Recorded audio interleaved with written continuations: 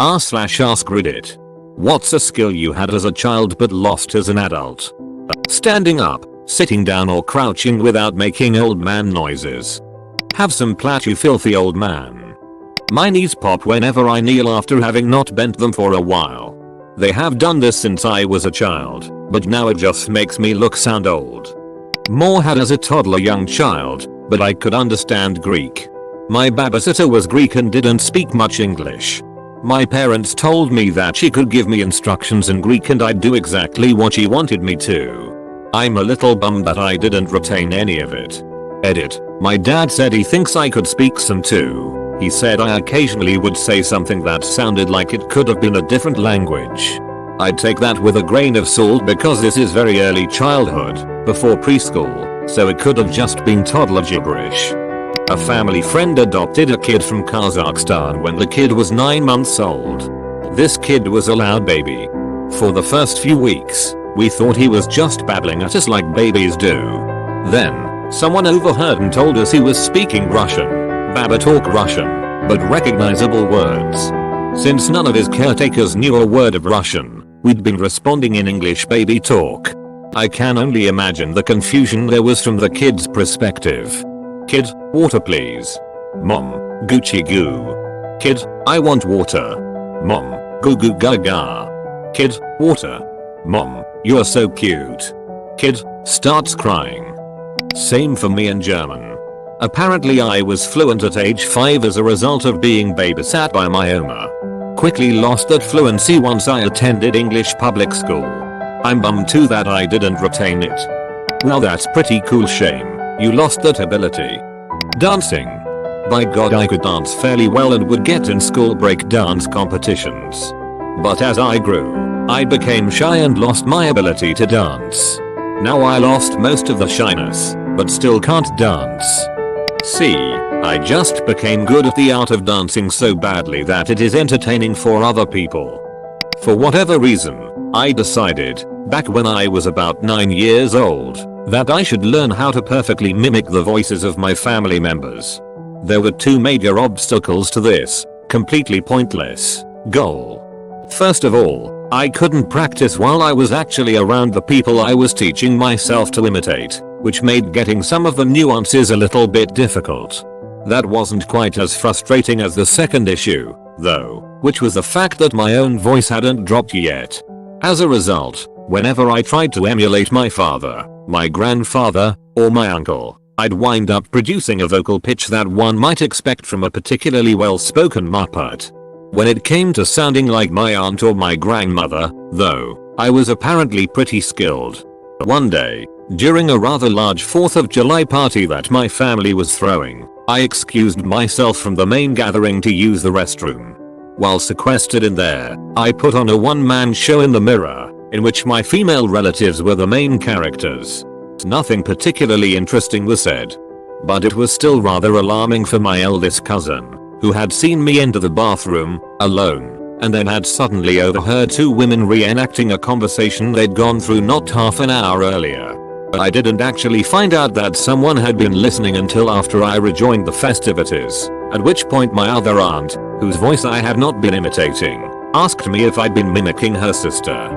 After I confessed, my entire extended family gathered around and demanded an encore performance, which I eventually, and somewhat reluctantly, gave them. The end results included a round of uproarious laughter, a very brief moment of satisfaction for me, and a bunch of requests for me to say things in the style of my relatives. After which everyone got thoroughly sick of hearing me emulate them, and my father told me to stop. Years later, I asked him to stop doing something, and I used his voice to do it. Sadly, that newfound ability meant that I could no longer imitate my female family members. TLDR, I can mimic the voices of my family members, but I can't impersonate the women anymore. That's gold. You can fake phone calls, OMG. And I used his voice to do it. Makes it sound like you stole his voice, Little Mermaid style. Guitar playing is something you do not retain if not kept in practice. Middle school me could play whole songs on guitar and blow people away with it. Adult me picks up a guitar like, well, there's a G chord. It's like a cozy little house. And then you step outside with a C chord. And then it gets cloudy when you play a minor. And then you strum a G chord and you're right back in the house. Then Brian walks in and I change up the tempo. Brian walks in and I change up the song. Looking at me like he thinks I'm a douchebag. But he's gonna learn pretty fast that he's wrong. It would come back much quicker than it took to learn it the first time around. Anyway, here's Wonderwall. Falling asleep on the couch and magically waking up in my bed. Have you tried alcohol? Being smart for my age. Honestly, times were simpler back then. Making detailed sandcastles at the ocean beach. My sandcastles had turrets, windows, moats, towers, and drawbridges. Somehow, as a kid, I knew exactly where to make them so the sandcastles wouldn't get ruined by the incoming tide. First and foremost, happy cake day, friend. Now, onto the topic of sandcastles. Back when I was a kid, I used to make the most incredible sandcastles the world had ever seen. Like yours, they included all of the fixtures that a beach-based fortress could want, including a contingent of armed guards. They were little crabs that I'd captured and dumped inside the walls when I recently tried my hand at duplicating those architectural achievements, though I discovered that my talent had receded with the tide, that my alleged castles looked more like ruins than anything which could stave off an invasion. In short, I had apparently lost a beloved ability. Not long after that, though, I happened to mention the entire situation to my mother, and she responded by showing me a picture of myself with one of my childhood creations. It was, in a word, an inspiring. Where I had remembered the presence of spiraling towers and ominous arroselets, I saw only haphazard piles of wet sand. The outer wall looked more like the trail of a coast-dwelling mole than any kind of defensible structure, and even the aforementioned guards seemed to have gone on strike. It was in that moment which I realized something. While I was certainly skilled at creating sandcastles when I was younger, I was only skilled for a kid. Life and experience have since broadened my horizons, imbuing me with the ability to see how things can be improved. I may not yet have the expertise to make the real world match what my mind presents for me, but that's only because I haven't actually practiced at it. In short, I don't think you should despair. You haven't lost a skill at all, you've simply gained a more discerning eye. Want to go to the beach sometime? Flexibility. I could bend back enough that I could touch my feet with the back of my head. Known as the King Cobra. Being able to connect with people. Somewhere down the line I just stopped being able to actually make any real connections and now just kinda float through life. I took my daughter to an amusement park yesterday. Every single ride she went on was her making friends with people sitting around us or next to us. Hi friend, she'd say. Instant friendship. Making friends. I can still do it, but people don't seem as interested in making friends once they become adults. Elementary school. I like Legos.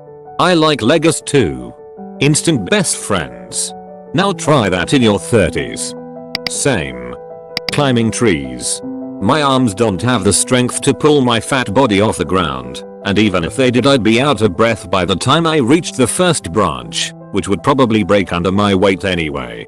Now I just remark, oh look, that's a prime climbing tree and do nothing about it. Being confident. I could eat anything I wanted and not gain weight. I'm 27 and still like this, been 140 pounds for like 10 plus years. The trick is to chain smoke a lot of cigarettes. Do I have an eating disorder? Find out on the next episode of Dragon Ball Z. Being physically fit. As an adult, I'm pathetically out of shape. I'm not overweight at all, but I'd probably die if I tried running even a 1-stroke 2 mile. Lol. Amateur Parker. I nearly break my fucking legs just remembering the shit I used to do 35 years ago. Being able to improvise and always have something to do. Now my days feel kinda empty. Memory. Being truly in the moment, without thinking about the past or future, just 100% into their present task. Responsibilities ruined that. In all seriousness, try meditating. I used to be lost in thought on a constant basis, and meditation has helped me escape that hamster wheel. At first, meditation will feel pointless and stupid, but give it a week or so and you'll see the clarity that it brings. There's a picture of me somewhere as a kid basically tightrope walking across a very narrow 9 or 10 foot high brick wall at my parents' place to try and get a football down off a garage roof.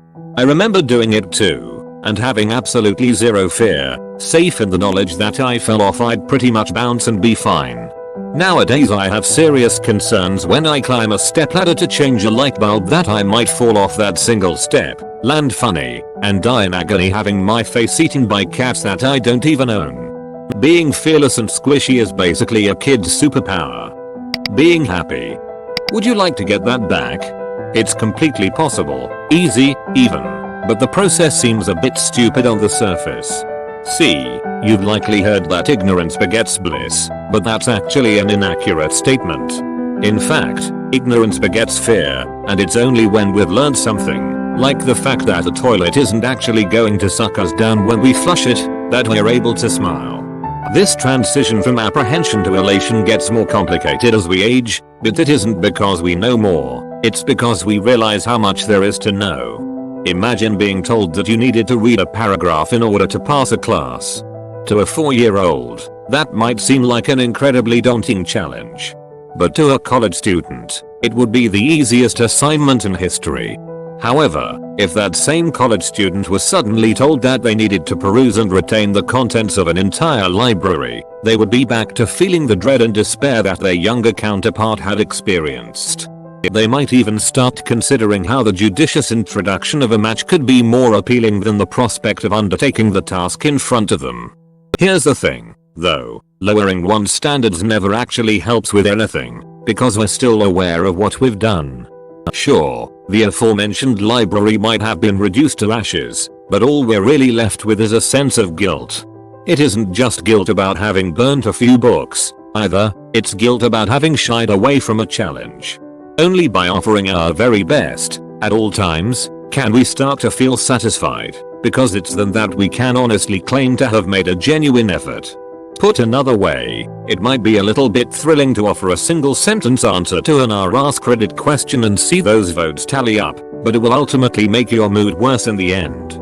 You haven't created or contributed anything which deserves that electronic applause, so you're back to looking for the next easy hit. You're back to emotions of emptiness, sadness, and boredom. You might also feel like the complexity of life keeps you from achieving happiness. After all, there's so much wrong in the world today, and the vast majority of it is beyond your control. Even smaller, personal details like having a terrible job or obnoxious co-workers can cast a seemingly permanent shadow over your life. And since that same judicious introduction of a match isn't exactly an option there, you're left downtrodden and depressed.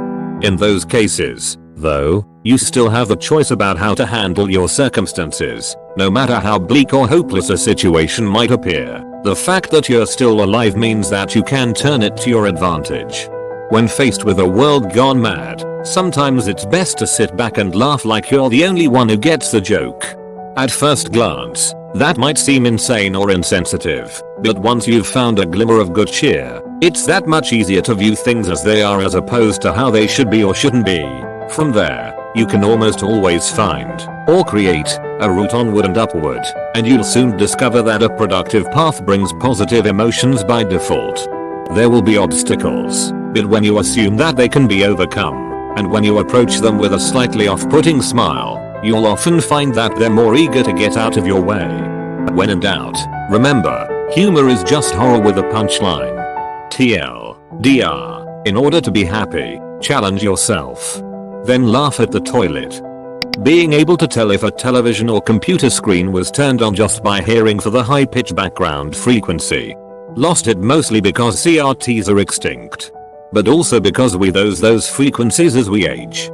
When in school I always played with something, and when the teacher asked me, "Did you listen to what I said?" and then I go, "Yes," she asked me the questions and I answer it. She always looked surprised like, "How could you play and listen at the same time?" Well, I lost that power now. Man, I wish I could still do this. Do you realize how productive and unproductive I could be at the same time? I once sat outside a gift shop and cried until they gave me a toy for being cute. Nowadays I would probably go to jail. I was very good at drawing. Everyone in my family assumed I'd be an artist since I was a child. Eventually, however, I just lost the desire to do it. My pieces could take 20-40 hours and I just never felt like it. If I have that kind of time, I have many other hobbies I'd rather be doing. It's been about 10 years since I've completed a piece. Sometimes I feel sad, and even guilty, thinking about how good I could be today if I'd have stuck with it. Every once in a while I'll doodle on a restaurant receipt, draw a little something for a niece or nephew, or make a detailed sketch of some building project I'm about to start and get I didn't know you could draw a response from someone, which feels good, but it hasn't been enough to get me to sit down at the drawing desk, which I'm not sure why I still have. Skateboarding the streets. I did it for 8 years daily, more than walking or standing without one. Alongside Elibonus Brigade and H Street, I haven't stepped on one since 30 years ago. I still watch skateboarding events. The fondness will never go away. I used to be goodish at gymnastics. I could do front and back handsprings and walkovers, the splits, and various vaults. Now I'm made of muscle pain and bad joints, and my shoulder predicts the weather in the most painful way it knows how. All that energy. I used to walk for miles. Now I'm 30 with asthma and my body says no. Also the rate I used to devour books. You can still devour books. Get Audible. I have a half-hour commute each way to work, with a book. Usually on my lunch break I'll work out, go jog for an hour, with a book. Cleaning the house. Making dinner. Sitting on the porch doing nothing but looking at trees. Have a book with you. Audible has made me able to devour books again. At this point I'd sell plasma to keep the subscription. Look into it.